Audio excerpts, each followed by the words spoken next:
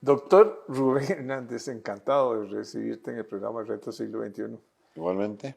Eh, y creo que es importante que comencemos a hablar un poco de la historia, cómo nace la Sala Cuarta, cuáles han sido los logros, quiénes la fundaron, cuáles son sus atribuciones y, bueno, y cuál es el futuro, porque actualmente hay un problema serio de capacidad para resolver tantos problemas que hay. Ujú. Y también creo que se ha metido un poco en la parte administrativa, se ha complicado.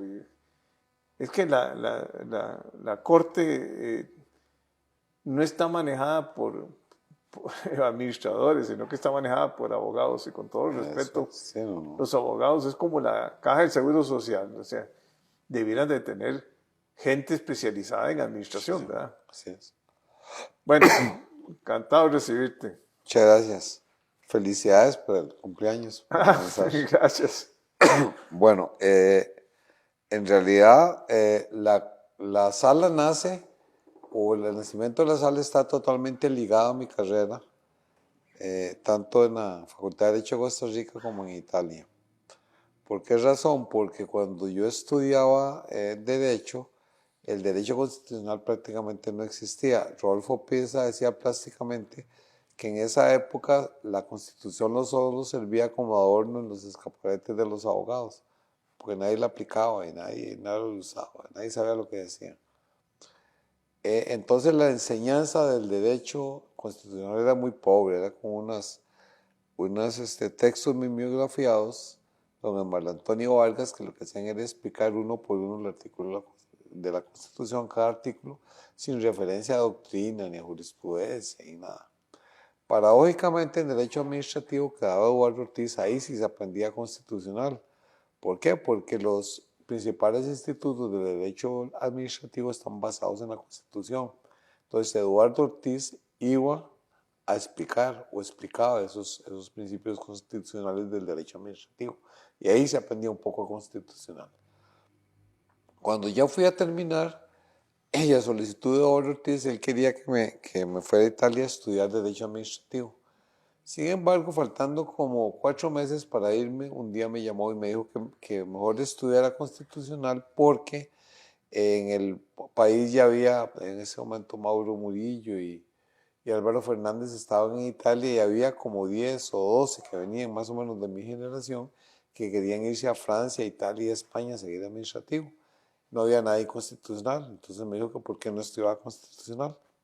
A mí me gustaba el constitucional, aunque en realidad nunca había tenido posibilidad de profundizarlo, por lo que al final acepté la petición de él y me fui a estudiar constitucional y dio la o casualidad, no, o como parte del currículum, había que hacer un curso que se llamaba Justicia Constitucional, que es justamente la materia de los tribunales constitucionales y su funcionamiento. Y me encantó el tema, me encantó. De ahí descubrí todo un mundo que aquí no existía ni nada. Y a la hora de ir a hacer la tesis, decidí hacerla sobre esa materia. Pero el profesor que me podía dirigir la tesis en Roma, en ese momento lo nombraron presidente de la Corte Constitucional y entonces ya dejó de dar clases, no podía, era incompatible. Entonces me consiguieron otro profesor en Florencia y a lo mejor fue lo mejor que me pudo pasar porque Mauro Capelletti fue el especialista número uno en justicia constitucional, no solo de Italia, sino de Europa. Y hice una buena amistad con él y siempre me sirvió mucho. Entonces, cuando yo hice la tesis sobre justamente la creación de la Sala Constitucional y la reforma de la justicia constitucional en Costa Rica, vine a Costa Rica, nadie, eso era como hablar chino ahí, sin embargo, solo lo entendía Eduardo Ortiz, Rodolfo Pisa, que estaban de acuerdo. En el año 73 a Rodolfo Pisa lo nombran también como profesor de Derecho Constitucional, entonces coordinamos los programas y por primera vez introducimos todo un capítulo sobre derechos fundamentales en el segundo semestre y ahí metemos una parte sobre justicia constitucional.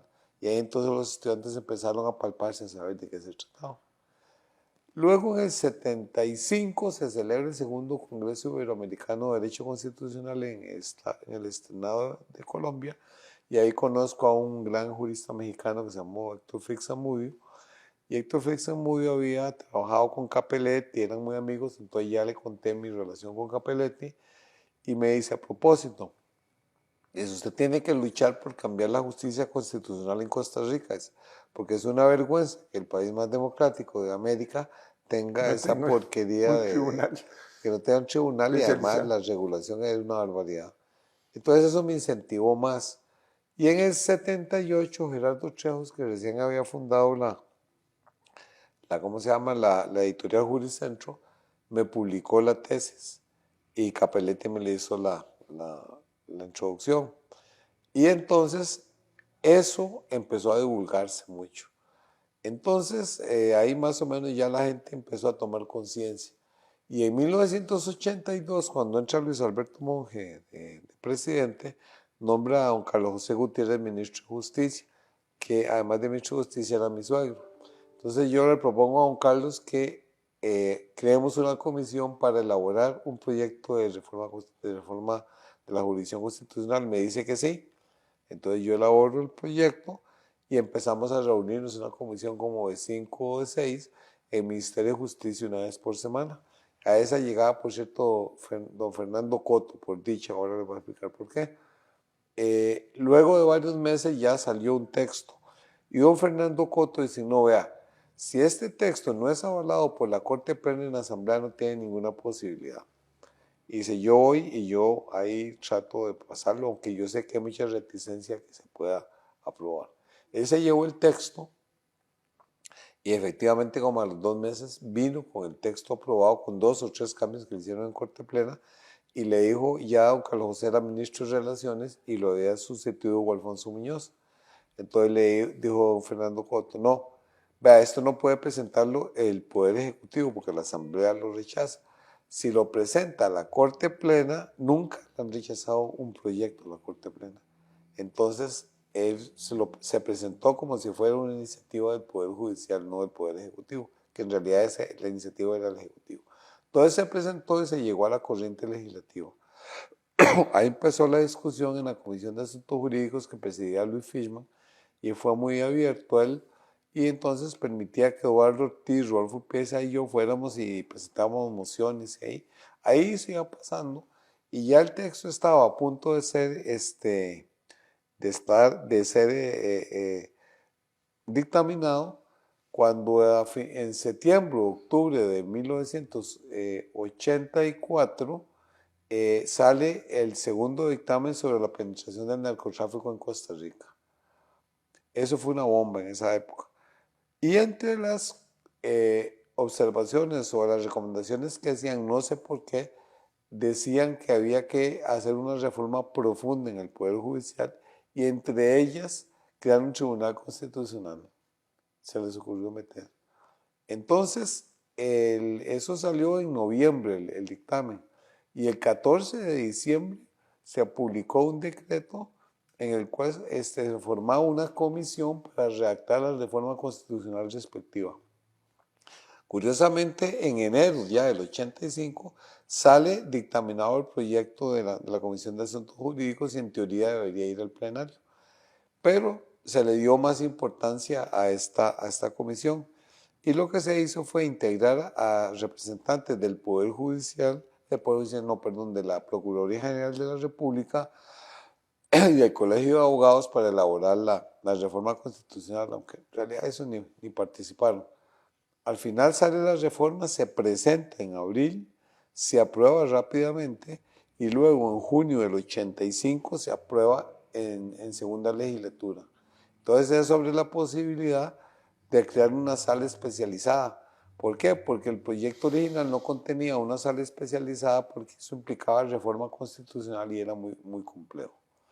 Entonces, el otro cambio fundamental que hubo fue que, si bien se planteó como un órgano especializado fuera de la órbita del Poder Judicial, don Fernando Bolio, que era diputado, dijo, vean, les aconsejo que quiten eso y que lo creen como una sala especializada de la Corte Suprema de Justicia, porque si vamos a crear un órgano especializado en la Asamblea no pasa, porque todavía estábamos viendo la crisis de que había venido la época de Luis Alberto Monge, la que heredó Luis Alberto Monge, y si en este momento tratar de presentar la creación de un nuevo órgano, No hay no hay recursos. recursos, no pasa.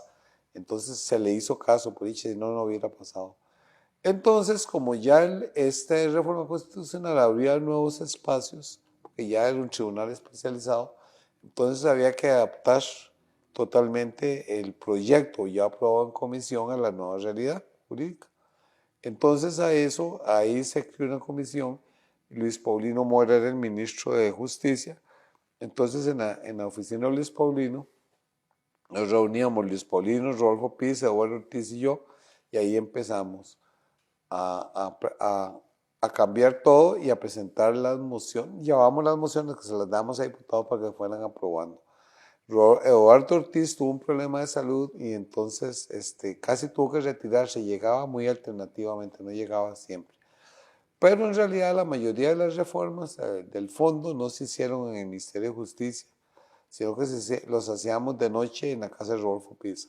Ahí nos reuníamos los dos, ya era más fácil entre dos ponernos de acuerdo y al final le entregábamos y terminó siendo aprobada en septiembre y entró en vigor en octubre de ese mismo año. ¿Y por qué se aprobó en ese plazo tan récord? Por dos razones. Una, que Luis Paulino Mora convenció a la Asamblea de que si no se aprobaba antes del 5 de octubre, eso no se iba a aprobar porque el 5 de octubre comenzaba la campaña política del 86, perdón, del 90. Eso fue perdón, entonces antes me equivoqué, estamos hablando de octubre del 89 y de noviembre antes del 88. Entonces, ¿qué pasa? Esa es una razón. La otra es que como era una materia totalmente desconocida para los abogados, digamos, tradicionales y eso, Había que entonces formarse. nadie opinaba porque nadie sabía nada. Era chino básico para la gente. Entonces, eso fue muy bueno porque nos permitió hacer todos los cambios que queríamos sin pasar lo que ocurre con muchas leyes que van bien hechas y alguien tiene una ocurrencia y le meten una cuestión por aquí y por allá y el conjunto lo desbarata. En cambio, esta ley nadie la tocó porque nadie sabía. Entonces, eso dio la posibilidad de aprobarse rápidamente. Bueno, entonces ya la ley entró en vigor el 19 de febrero de 1989. Esos son los orígenes de la sala.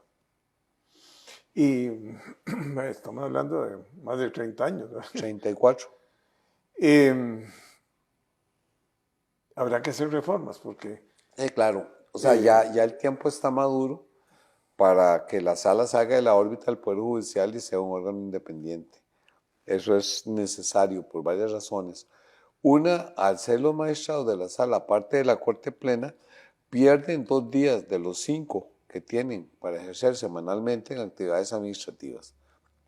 El lunes se pierde en las sesiones de Corte Plena que comienzan a las 8 de la mañana y terminan a las 5 de la tarde. Y luego pierden otro día con varios tiempos porque hay tantas comisiones en la Corte Plena que todos los magistrados terminan formando parte de las comisiones. Y en la medida en que tienen que preparar dictámenes, asistir a reuniones, ahí pierden un día más por semana. Entonces, la ventaja de crear una sala especializada fuera del Poder Judicial es que los magistrados podrían dedicarse 5 días tiempo completo para lo que fueron nombrados, que es ¿cómo se llama?, a ejercer la justicia. Esto ayudaría mucho a resolver el exceso de circulante que tiene la sala. ¿Por qué? Porque el problema de la sala con el circulante no son ni el amparo ni los habeas corpus, que se resuelven en términos relativamente razonables, 2, 3 meses, está bien. Las acciones son las que sufren todo el problema, porque algunas tienen hasta más de 4 años de estar pendientes de resolución. Un promedio hoy día de resolución de una acción son 3 años. Y en realidad no debería exceder de 6 meses y 1 año cuando sea muy compleja. Eso no se puede lograr porque los magistrados le dedican casi la mitad de su tiempo a la sala. Si se dedicaran un tiempo completo, esos 2 días que se pierden ahora en cuestiones administrativas, mejora la eficiencia. claro, lo dedican a acciones y podrían estar al día. Entonces, ese es un cambio fundamental que hay que hacer. Ese es el principal. Obviamente hay algunos otros cambios que hay que hacer en la ley, porque como toda ley se consigue un determinado momento y el tiempo la va haciendo obsoleta en algunos temas. Entonces hay que ir adaptándolo a las circunstancias del momento. Entonces hay unos 6 o 7 cambios que había que hacer a la ley de la jurisdicción para hacerla más eficiente. Pero en general, de ahí está bien. Y, y el presupuesto sería parte del presupuesto de la Corte, ¿no? Exacto, simplemente se tomaría la parte del presupuesto de la Corte que le dedican a la sala y se Y la se pasa separa. íntegramente.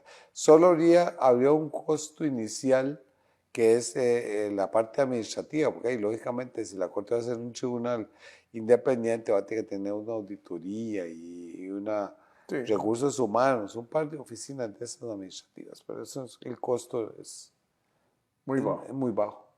Y muy importante la separación, ¿verdad? Totalmente. Además hay otro tema muy importante y es que en un Estado de Derecho el principio básico es que nadie puede ser juez de su propia causa. Y ahora se da eso. Y les voy a poner ejemplos. Por ejemplo, la ley de empleo público, la ley de pensiones del magisterio, del Poder Judicial, etc. Los magistrados de la sala terminan votando asuntos en que ellos son juez y parte, son parte interesada. La ley de un público los perjudicaba o los beneficiaba. La de las pensiones, con mayor También. razón. Y al final ellos son los que resuelven. Y eso no es correcto. Y el modelo en otros países es La totalmente mayoría separado. separado. Sí, los únicos que tienen el modelo nuestro copiado es Salvador, pero ella lo desaparecieron, Es otra ya es cosa. otra cosa.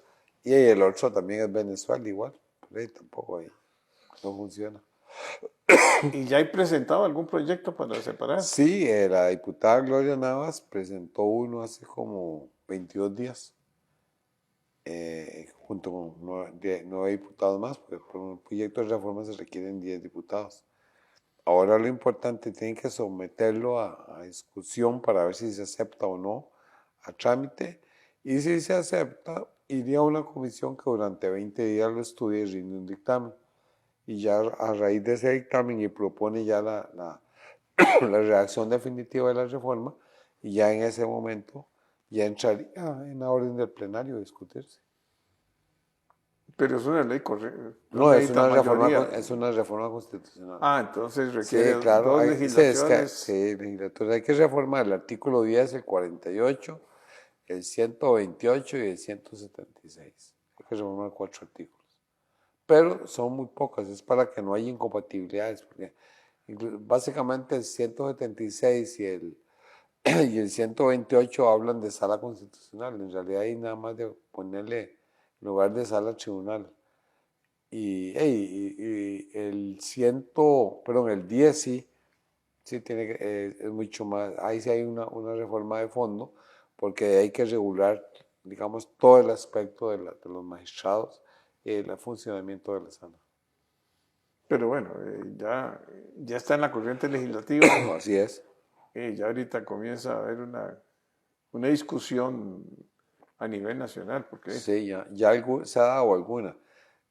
Los magistrados han intervenido 3 o 4 y todos están totalmente de acuerdo.